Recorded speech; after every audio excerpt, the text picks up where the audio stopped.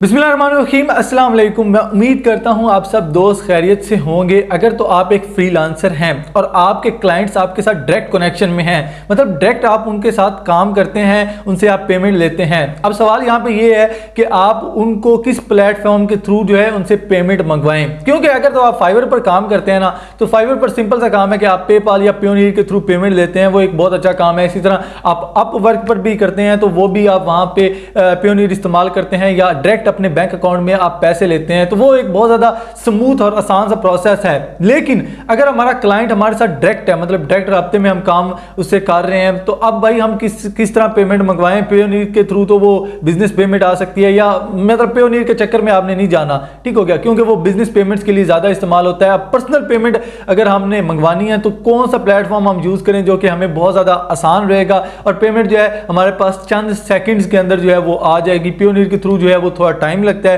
तो अब हमें तो पेमेंट उसी वक्त चाहिए। मतलब हमने काम किया है, हमारा क्लाइंट हमें पेमेंट भेज रहा है, अब जब उसने भेजी है उसी सेकंड हमें पेमेंट चाहिए, तो उसके लिए हम कौन सा जो है वो मनी एक्सचेंज यूज़ करें, तो वो आपको मैं बताने जा रहा हूँ। पहली बात यह है कि अगर आप अपने क्लाइंट से पेमेंट मंगवा रहे हैं, डॉलर से रुपीज़ में मंगवा रहे हैं या यूरो से रुपीज़ में मंगवा रहे हैं, तो आपको पहले नंबर पर मैं कहूँगा रेमिटली यूज़ करें। बहुत अच्छा है, बहुत अच्छा एक्सचेंज रेट आपको मिलता है। और दूसरी बात यह है कि आपको कोई भी ज़्यादा इशू फेस करना नहीं पड़ता, आपको जो पेमेंट है वो चंद ही सेकंड में आपके अकाउंट में आ जाती है। और दूसरी बात यह है कि ना सिर्फ आप बैंक अकाउंट में पेमेंट मंगवा सकते हैं रेमिटली के थ्रू, बल्कि आप जैज़ कैश, इजी पैसा, नया पे, साडा पे, इन सब में भी आप अपनी पेमेंट मंगवा सकते हैं। तो अगर आपके पास बैंक अकाउंट नहीं है, कोई मसला नहीं है, आप जैज़ कैश, इजी पैसा में भी रेमिटली के थ्रू जो है अपने क्लाइंट को कहें कि भाई मुझे जैज़ कैश में पैसे भेज दो, तो वो आपको जैज़ कैश में भी पैसे भेज सकता है। और तीसरी बात यह है कि आप किसी भी वो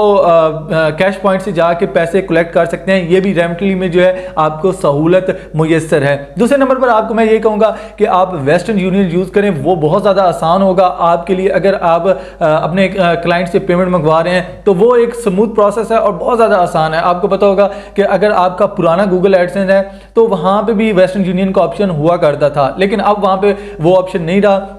तो आपको मैं ये कहूँगा कि अगर आप अपने क्लाइंट से पेमेंट मंगा रहे हैं तो आप दूसरे नंबर पर वेस्टर्न यूनियन को यूज़ कर सकते हैं, तो वो आपके लिए बहुत ज़्यादा स्मूथ एक प्रोसेस बन सकता है। तीसरे नंबर पर मैं आपको ये कहूँगा कि अगर आप कुछ ही सेकंड में पेमेंट लेना चाहते हैं तो उसके लिए आप ट्रांसफर वाइज का यूज़ कर सकते हैं। ट्रांसफर वाइज के साथ हमारा एक्सपीरियंस बहुत ही बुरा रहा है रिसेंट टाइम में। पहले बहुत अच्छा एक्सपीरियंस था, क्योंकि उस वक्त जो है वो लिमिट ऐड नहीं थी कि मतलब आप जितनी पेमेंट लेना चाहते थे वो ट्रांसफर वाइज के थ्रू मंगवा सकते थे। लेकिन अभी ट्रांसफर वाइज पर 1,20,000 से ज़्यादा आप वन टाइम पैसे नहीं मंगा सकते। उसकी वजह यह है कि डॉलर की अनसर्टेनिटी की वजह से उन्होंने रुपीस पर जो है ये एक लिमिट ऐड कर दी है। तो अगर आप ट्रांसफर वाइज के थ्रू पैसे मंगवा रहे हैं तो आपको 1,20,000 से ज़्यादा वन टाइम पेमेंट नहीं मिलेगी। और दूसरी बात ये है कि आजकल बहुत ज़्यादा ट्रांसफर वाइज के इश्यूज आ रहे हैं कि भाई वो आपको 2-2 दिन तक पैसे ही नहीं ट्रांसफ़र करते। पहले ये होता था 1-2 सेकंड के अंदर ही आपको पेमेंट आ जाती थी, लेकिन आजकल जो है वो 2-2 दिन तक नहीं होती और बाज़ औक़ात 2 दिन इंतज़ार करने के बाद आपकी पेमेंट ट्रांसफर वाइज कैंसिल कर देता है। उसकी वजह यह है कि भाई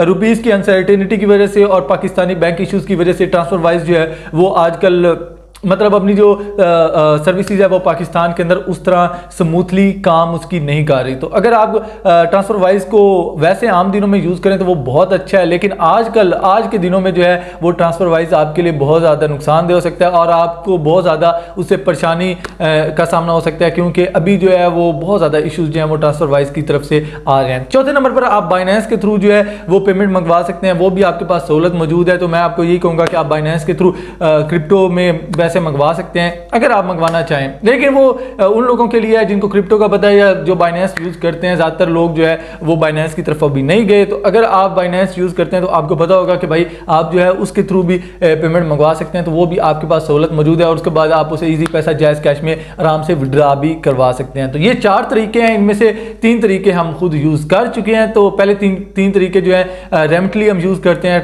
वेस्टर्न यूनियन हम कभी कभी यूज़ कर लेते हैं और ट्रांसफर वाइज का बहुत ही पुराना एक्सपीरियंस हमारा है तो उसको भी हमने बहुत ज़्यादा यूज़ किया हुआ है। तो ये 3 मेथड है जिनसे हम पेमेंट मंगवाते हैं, हम मंगाते रहते हैं। प्योनियर से मंगवाते हैं, लेकिन मैं आपको यही सजेस्ट करूंगा कि अगर आप फाइवर, अपवर्क या किसी भी फ्रीलांसिंग प्लेटफॉर्म पर काम कर रहे हैं तब आप पेयोनीर के थ्रू पेमेंट मंगवाएं, वरना आप जो है वो डायरेक्ट क्लाइंट से जो है वो पेयोनीर से पेमेंट ना मंगवाएं। और इसके अलावा स्क्रिल भी है, लेकिन स्क्रिल का ये है कि वो भी जो है वो बिजनेस पेमेंट्स के लिए इस्तेमाल होता है, तो आप उसको भी यूज़ कर सकते हैं अगर आप यूज़ करना चाहें। होप सो आपको बातें समझ आ गई होंगी। उन लोगों के लिए ये बातें थी जो कि भाई डायरेक्ट क्लाइंट से डील करते हैं, तो उनको पता होगा कि ये जो चीज़ें मैं बता रहा हूँ ये उनके लिए कितनी हेल्पफुल हो सकती हैं। अगर आपको फ़ायदा हुआ है तो चैनल को ज़रूर सब्सक्राइब कीजिएगा। मिलते हैं इंशाल्लाह अपनी अगली वीडियो में। अपना बहुत सारा ख्याल रखें। Till next time, take care, खुदा हाफिज़।